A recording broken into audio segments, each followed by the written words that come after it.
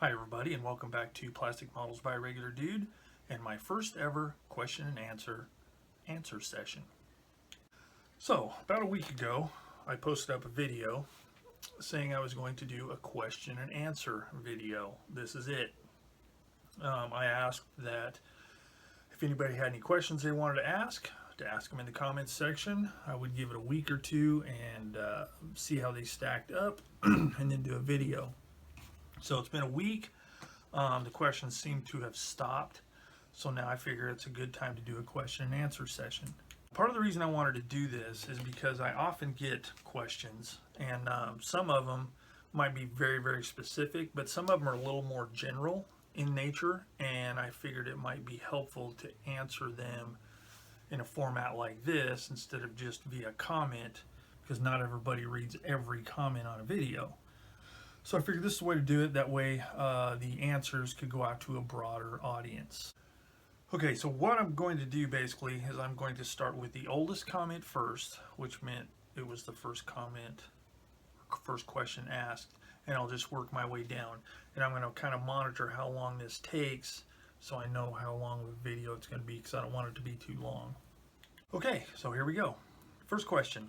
Let's see. Bubba Ayers asked, how old is your cat? The answer is, I'm not really sure. I think she is 6 or 7 years old. She's actually my son's cat, but he moved and they don't allow pets. So by default, she has become my cat. But she's about 6 or 7 years old. Okay, next question was by Scale Bench Plastic Models. If you haven't seen his video or his YouTube channel, check it out. It's called Scale Bench Plastic Models. He's got some really good stuff. Good channel. But his question was, hi Brett, very nice idea. My friend would be interested to know your favorite top 10 scale model kits. So here they are. Now, these are only built kits and kits that I have. Not ones that are in progress or not ones that are coming up. These are actually completed kits, and in no particular order. So my first one would have to be the old 1/32 scale monogram Screamin' Mimi, which is Sherman with the T-34 Calliope rocket launcher on it. Now, why, you might ask, would that be your favorite kit? A couple of reasons.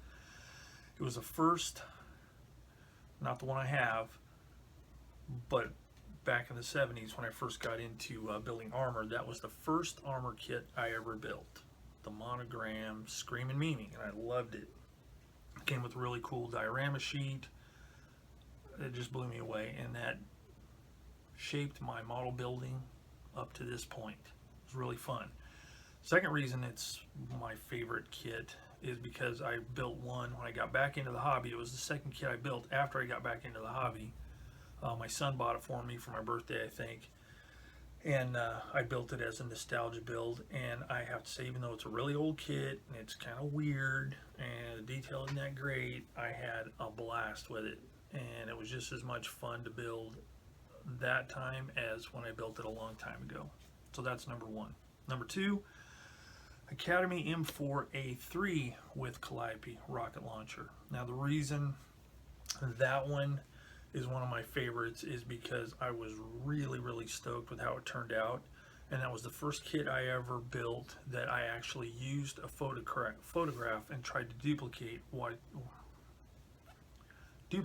was in the photograph. And I was really stoked with how that one turned out. I did a lot of super detailing on it, especially on the rocket launcher and the fittings on the turret and everything involved with that. And you can check my playlists, and there's a playlist of the build of that kit. So if you would like to check it out, there it is. But that one was a really good one. Really enjoyed that one. Number three was the 1/35 scale Tamiya 6x6 GMC cargo truck, World War II truck. That was a gift from my friend back in the Carolinas, Ben Brandis.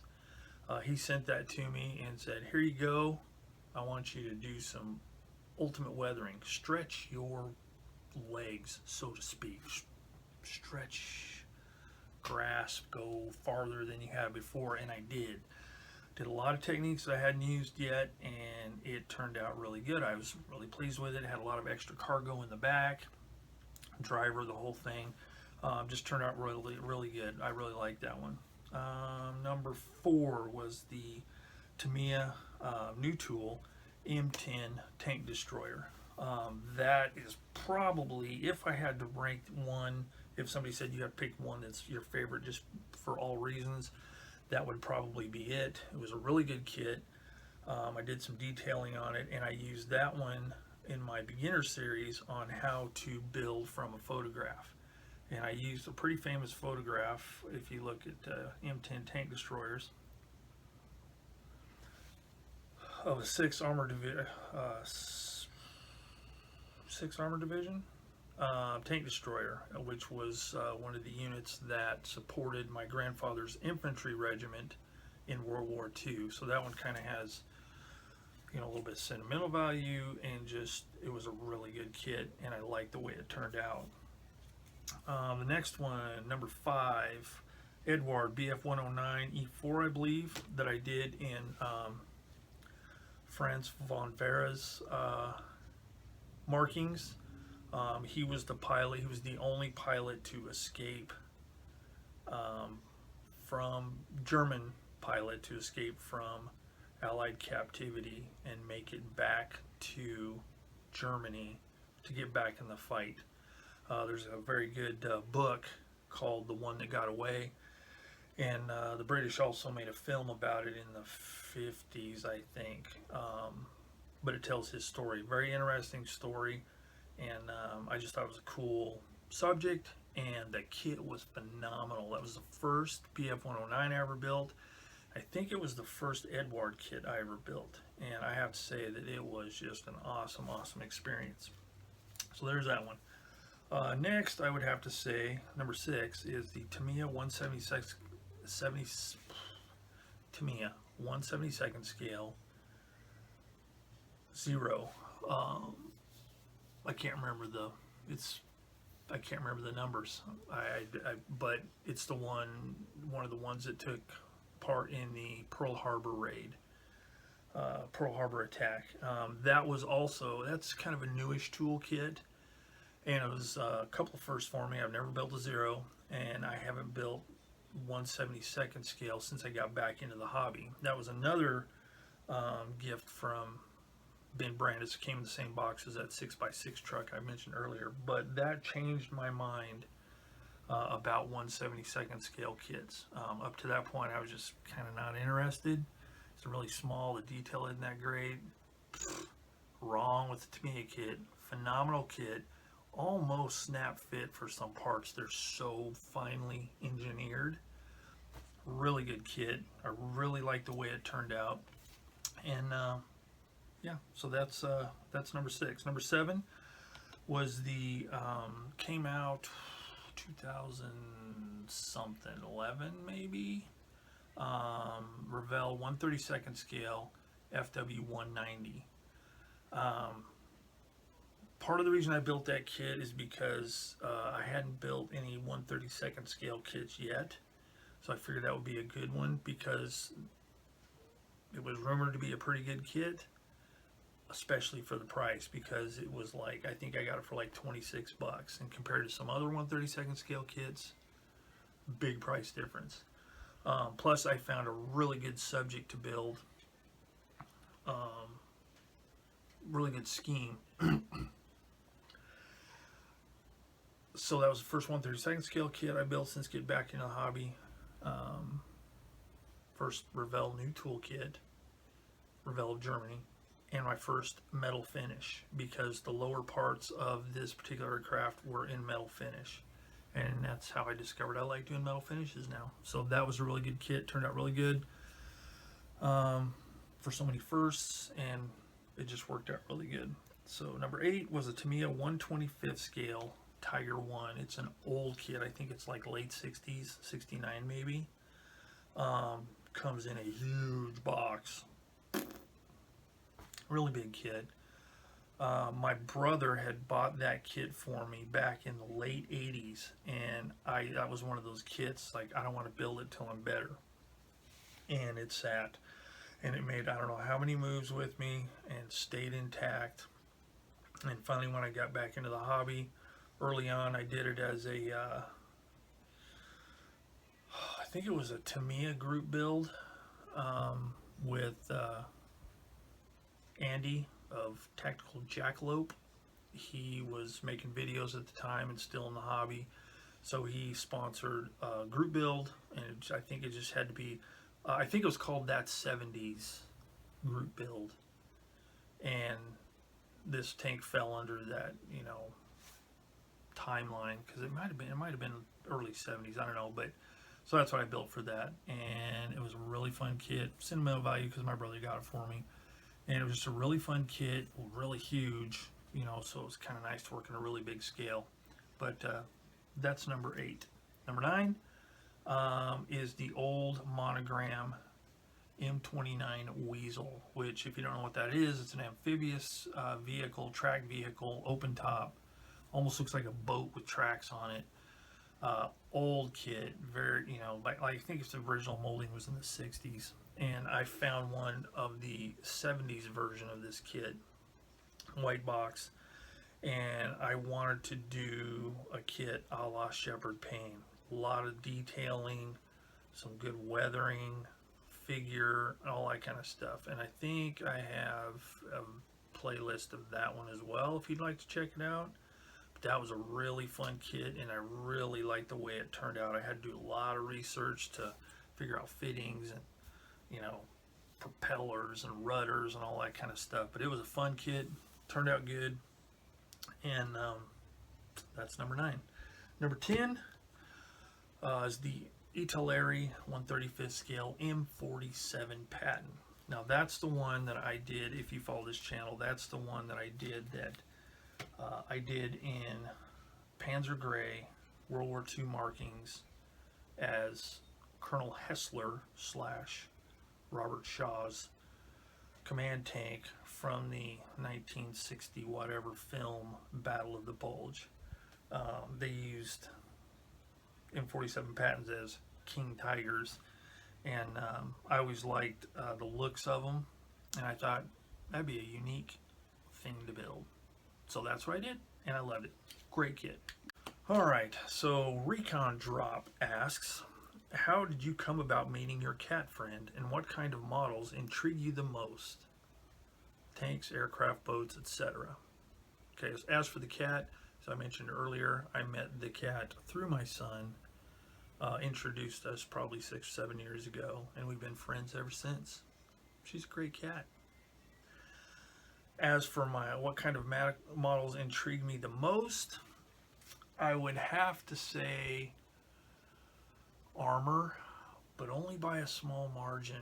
I'm discovering that as the years go by, I'm finding aircraft subjects more and more interesting than they used to be. I used to be purely armor, then it was like purely armor with the occasional airplane just to break things up. Now it's kind of getting kind of even, and I'm finding that I'm really enjoying doing aircraft kits. Now that I'm comfortable with like doing filling and all that kind of stuff, I've discovered that they're really cool. And the nice thing is there's a wide range of subjects with a wide range of markings. So you can build P-51s or BF-109s or Spitfires for years and never duplicate the same one. There's so many different marks or different versions with all kinds of interesting markings. It's just really, really interesting. So right now, the ones that intrigue me the most, armor and aircraft, pretty close. Armor maybe just a little bit more, but I have a feeling it's going to tip over. But military subjects almost exclusively. Well, military subjects exclusively. I haven't built any civilian things. The only thing even close, and it's military too, but it's from a galaxy far, far away a long time ago, and that's an X-Wing. So, hope that answers your question, Recon Drop, but armor, very, very close second with aircraft, military aircraft. Mostly fighters. All right, Trevor Deely asks, "Hey Brett, I've got two for you. One, pros and cons using CO2 versus compressed air for your airbrush. Number two, how many hours on average do you spend per kit?" I'm going to answer number two first. I have no idea. I used to kind of keep track, but I don't anymore, because sometimes I'll work on a kit for a while and then I'll get to a point where I have to stop for whatever reason. So I might put it aside, continue working on the other one. I really don't know, and it really depends on the kit. Some kits, like a Tamiya kit, that can go together really. I mean, I've done some Tamiya kits in 2 sittings, so maybe 4 hours worth of work, and it's ready for paint. So then you got to prime paint, detail paint, and then, you know, weathering, depending on how much weathering I do on it and if there's figures involved. So, you know, as far as building, minimum I'd say 4 hours, but some kits can take a long time. The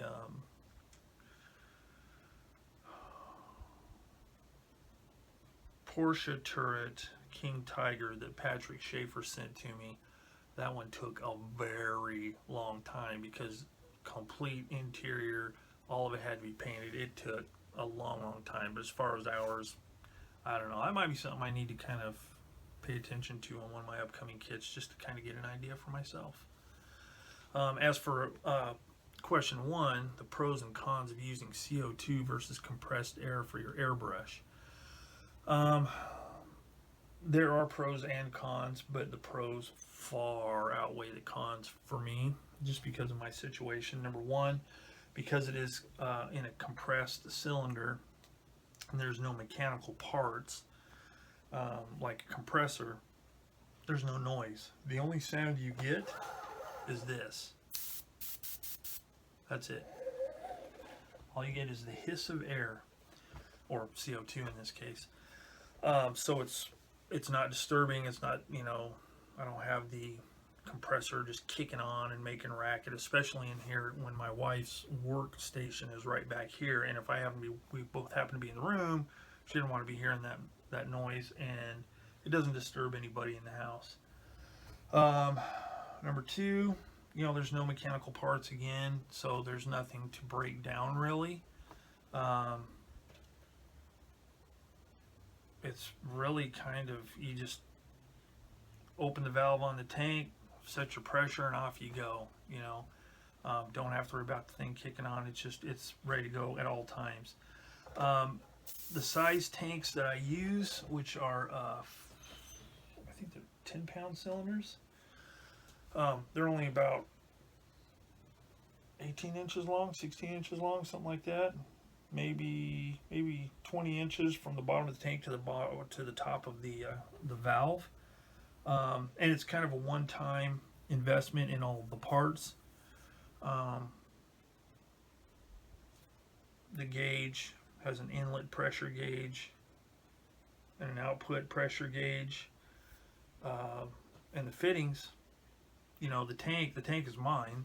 I just take it in and have it I don't really have it refilled. I trade it in, and the price can fluctuate somewhat. I think it's up to like $22, but I can get a long time out of this thing. Like I've been using this one for, good grief, months now, and I'm still almost at full pressure. It doesn't use that much pressure, and if you get your cleaning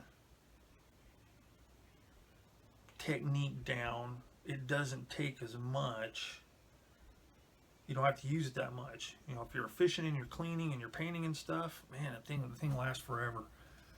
Cons, you do have to, you know, if you're getting, you know, if you run out, you have to take it in and get it refilled. I haven't had it happen yet, but it is possible to run out during a job if you like to run your tank completely empty. I don't. I wait till it gets really low, and then I stop, take it in, and exchange it for another one. So that's one thing. And you know, with a compressor, especially if you get a really good compressor, you're buying something once. and if you know it's a good one and it lasts indefinitely, you're only out X amount of dollars and you never have to do it again. Whereas this one, you know, I mean, I've gotten up to 6 months out of one of these tanks, I think, and 22 bucks for 6 months, that's 40 bucks a year. 10 years is $400, and that seems, you know, that'd buy you a really good compressor. But, you know, so it's toss up on the cost. Cons, what other cons? Not really any other cons. A lot of people question the safety of having a compressed cylinder in your house. Well, you know, these things, especially if you store it right, it's probably way safer than having a gas stove in your house or a lot of electrical appliances. I mean, it would take a freak accident for this thing to have anything bad happen to it, for lack of a better term. So that's not really an issue. Other people, it's like, what about all that CO2? It's CO2. You're just breathing CO2, carbon dioxide. You're gonna die. Blah blah. You're not getting enough oxygen.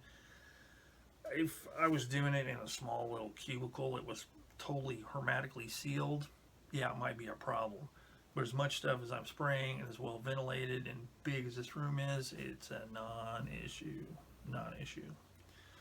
So that's it. You know, given, you know, if somebody said you can have this super double whammy awesome compressor, or you can go ahead and keep using your CO2. I keep using my CO2. It's portable, easy to use, consistent flow all the time. No moisture trap. That's another thing. You don't have to have a moisture trap like you do on a compressor. So if you live in a humid environment, that's a real plus, because you're constantly just blowing out pure CO2. No moisture gets in it, so you don't end up with splatters on your model or anything like that. So hope that answers it. The pros will far outweigh the cons. Hope that kind of explains it. And I do have some videos where I talk about, you know, my rig and everything, if you'd like to go back and check that out. So hopefully that answers it, Trevor. All right, next question. Steve Schnair, Schnaare, hope I pronounced it right, forgive me if I didn't, says, Brett, I watch several YouTube channels as well. My question is, what do you do if you lose a part or a part breaks? Happens to me a lot. Try and keep on modeling. Well, it's funny you should ask that. Just recently on my buddy build I was doing with Jim at Shutter Ace, the YouTube channel Shutter Ace, we were doing a Rommel's Command half track from North Africa, the Greif. SDKFZ 250/3, I believe. There are brackets that hold the kind of rack type antenna that's on top of the vehicle, and I lost one of those brackets. So in that case, I just fabricated a new one. It was basically a flat rectangular piece that mounts on the side of the vehicle with a little bit of overlap, you know, that rests on the top edge. A part comes out 90 degrees from there that is also a flat piece of metal, but it's rounded, so it's kind of like flat, down, and then angled up, and that one's rounded, and it had like a little indentation there for the post to fit on top of, or, you know, that was the gluing point. That's where you connected it together. So I just used some sheet styrene, cut some little parts to match the parts that I still had, and boom, it worked. As far as other parts I've lost or broken, for example, I lost one of the end cap type things on a German, well, on the King Tiger, the Porsche turret King Tiger. And I know it's not a Porsche turret. I can't remember off the top of my head what it's called. The Henschel was the production turret, and the Porsche one was something else. I don't know. I just can't remember. But most people know it as a Porsche turret. So there you go. I lost one of those end caps. So I have a lot of spare parts.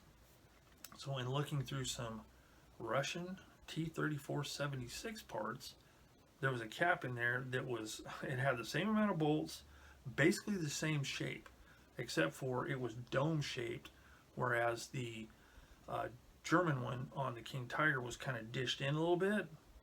All I did was get it, got a drill bit, fabricated that little dish part, boom. Once it was on there and painted, you can't even tell the difference. I'd have a hard time picking it out. So in answer to your question, I either fabricate the parts or I look for a substitute. Now, if it's a real big part, you know, something that's a little more totally unique and specific to a vehicle or aircraft, I will try and glue it back together, sand it smooth, do whatever I can. I know a lot of people will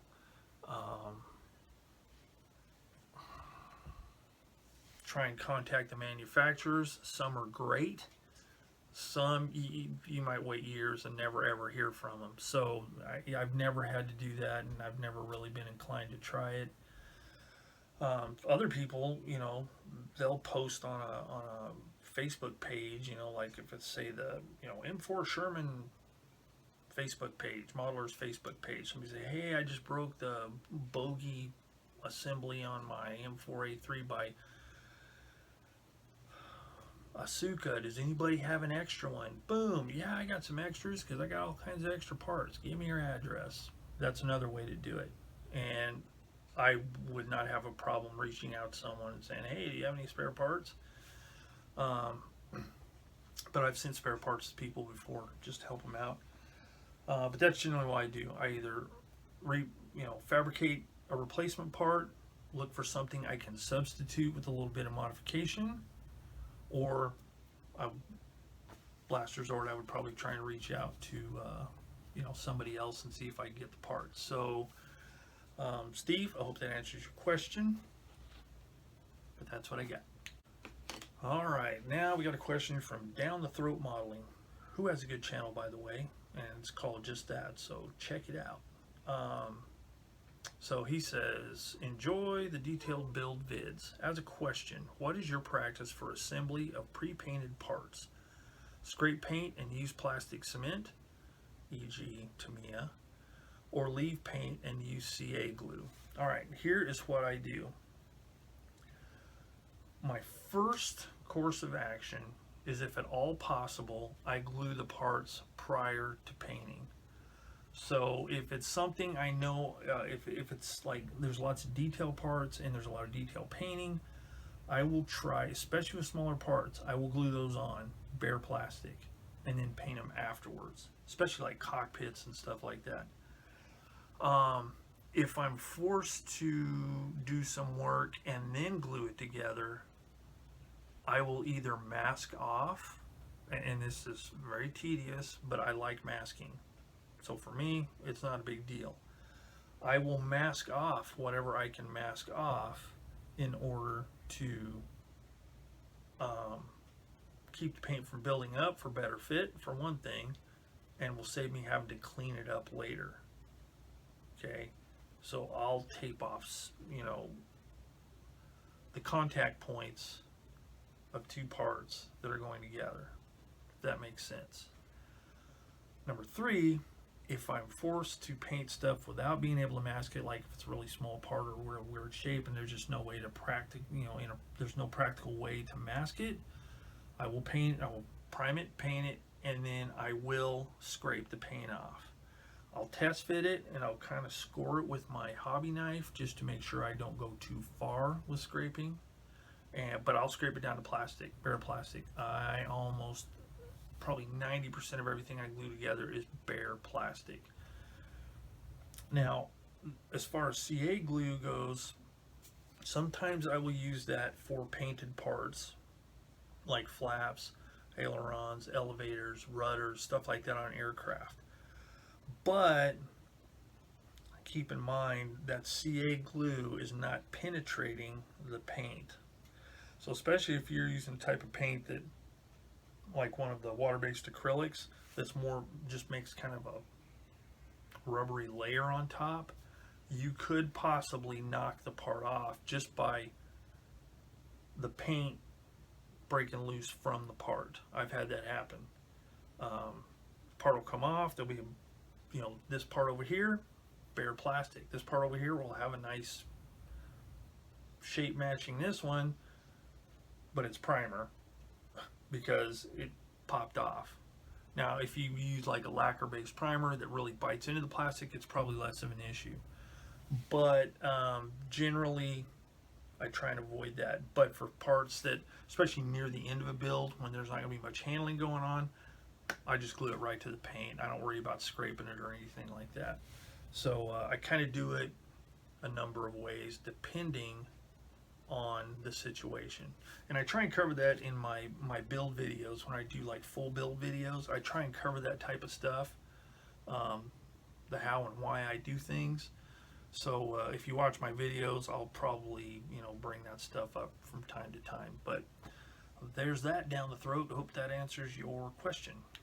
All right, so we're doing pretty good here. We're at about 35-ish minutes, so we're good. This is the last question. This one is from Cygnus X10. Good video, liking the cat. Thank you. As a question, number 1, how do you handle shelf queens? Those models that you've started and never completed for whatever reason, or where the paint has gone wrong, or those kits where you've just lost your mojo, or the instructions are bad, or the parts are awful, etc., and think that I just don't want to build this anymore. I haven't run into that situation very often, but it has happened.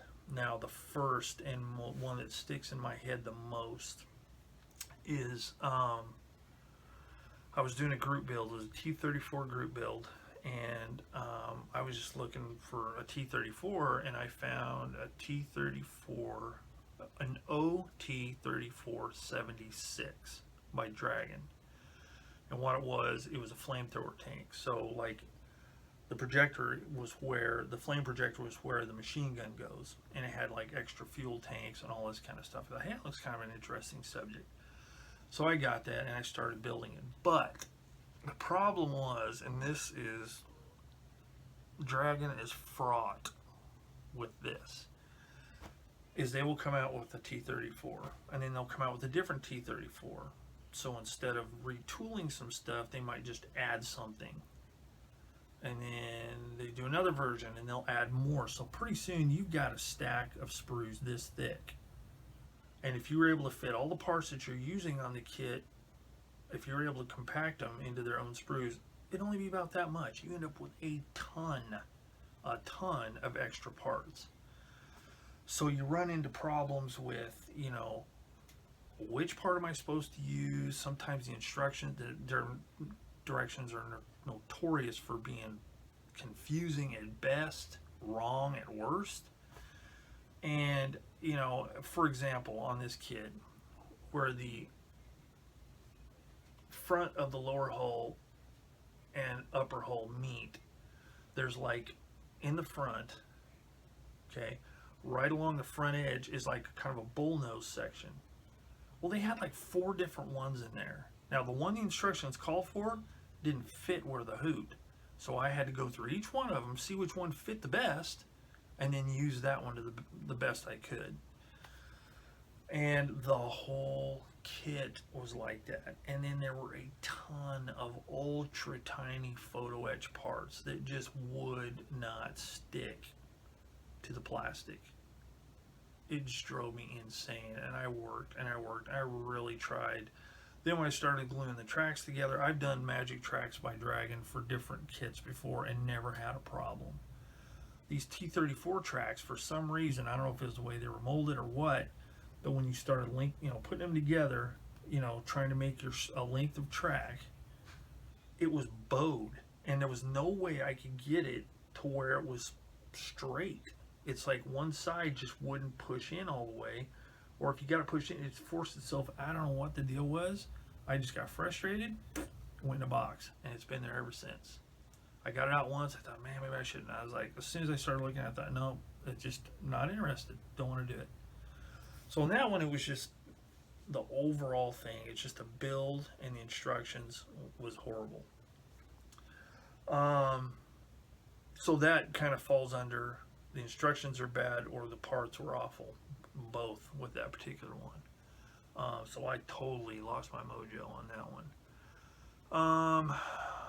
Paint gone wrong. Never. I did have one that the paint went wrong, and I actually went as far as throwing it in the trash. And then I thought, that's dumb. I got it out, and after the paint dried, there was no problem with the paint. It was weird. So I continued on with that one. But I've got another kit. It's an older, it's a 90s, early 90s Revell 148 scale A10 Warthog that my dad bought me a long back then, and I kind of wanted to build it as a tribute to him. And I've started on it. And those older Revell kits, some of them they're just. I even bought some aftermarket for it, and I was working on it. And that one I may get back to at some point, but right now I don't have the desire to build difficult kits like I used to. And by difficult, I mean stuff that you have to do a lot of filling and sanding and monkeying around to get stuff to fit right.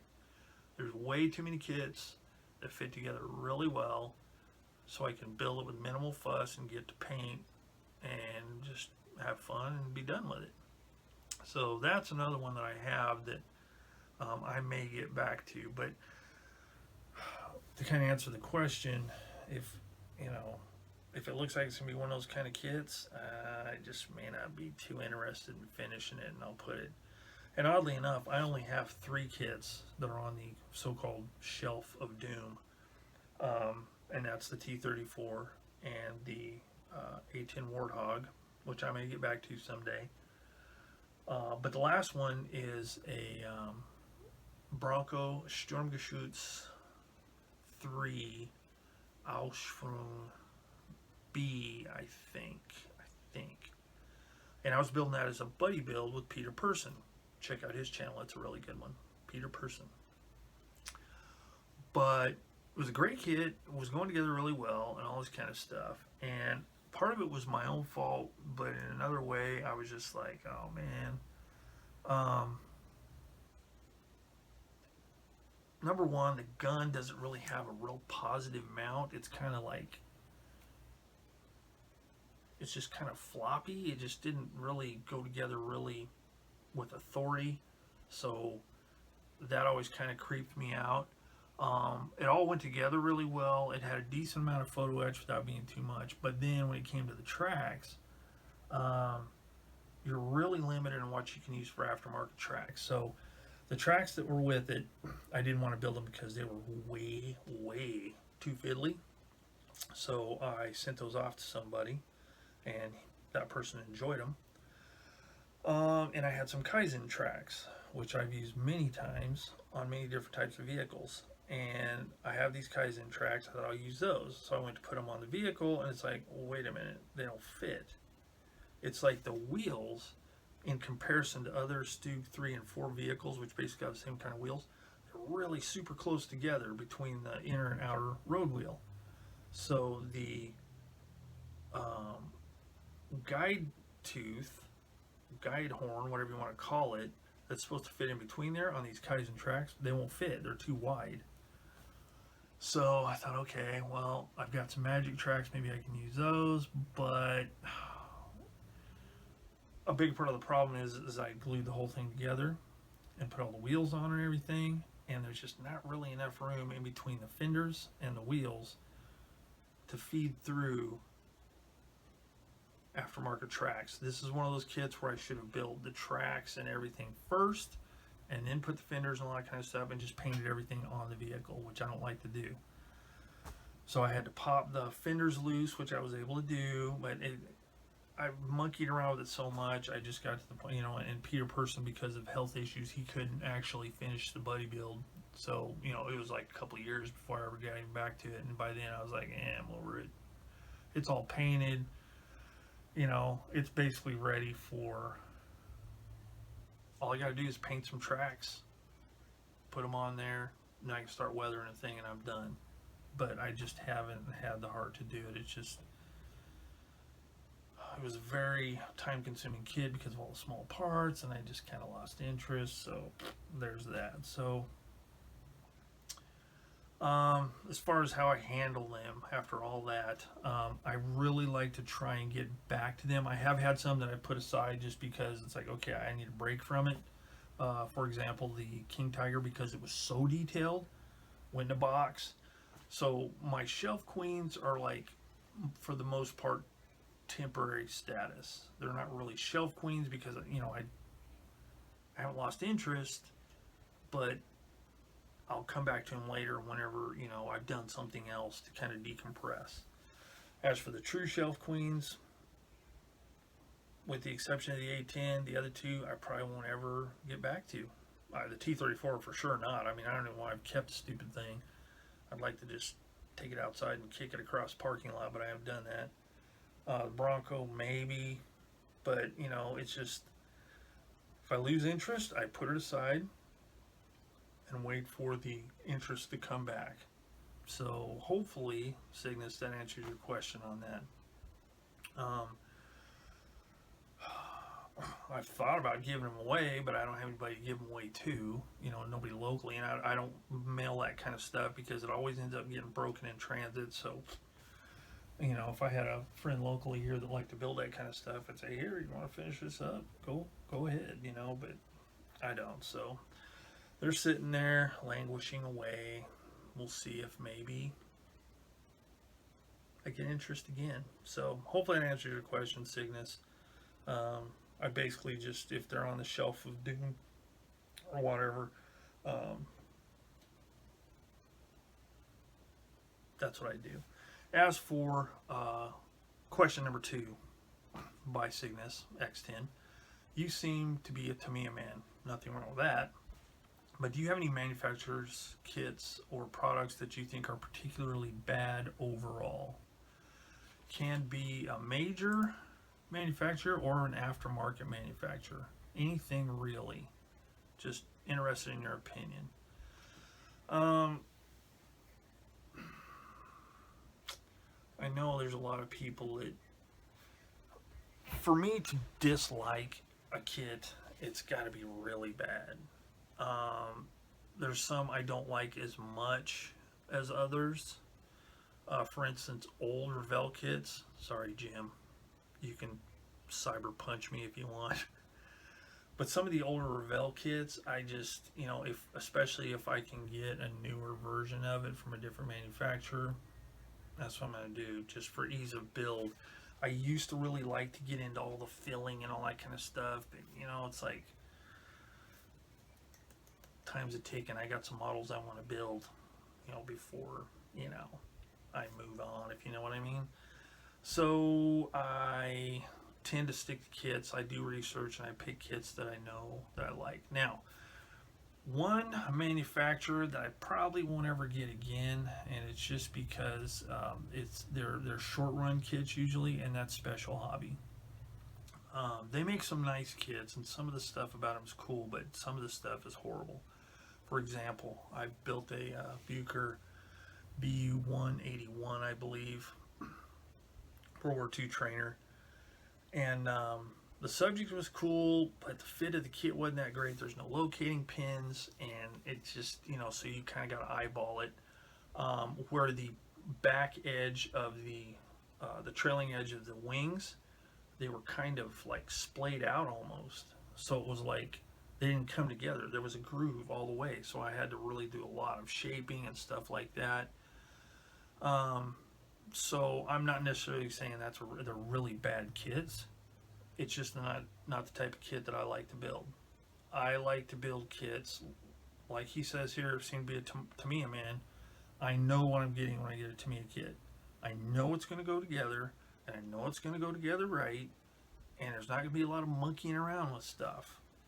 I can't really think of any other manufacturers that I really don't like, because I generally do a lot of research before I build them, and once I see how they go together for other people, I can make a judgment call. It's like, oh, well, one or two seams, I can handle that. This thing, I can handle that. Accuracy issues, I'm not as big a stickler on because, I don't know all the finer points of a lot of modeling subjects. But that's basically it. So as far as really bad kits, I can't really think of any. But as far as kits that I wouldn't build again, I'd have to say Special Hobby. And again, that's just because I don't prefer that type of kit. So hopefully, Cygnus, that answers your question.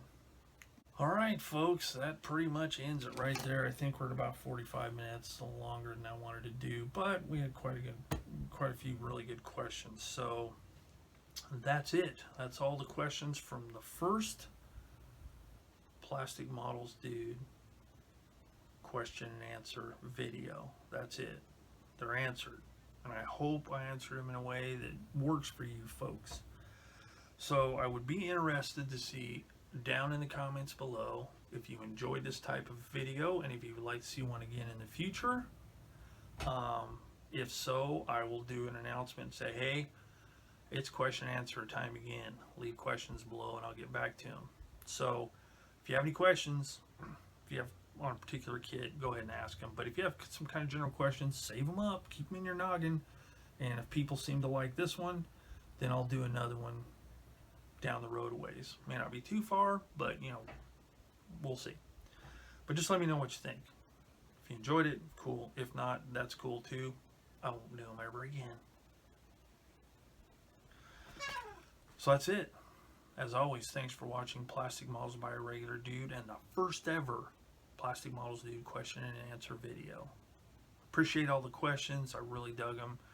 Gave me some stuff to think about, and it was fun. So until next time, thanks for watching, and as always, see you later.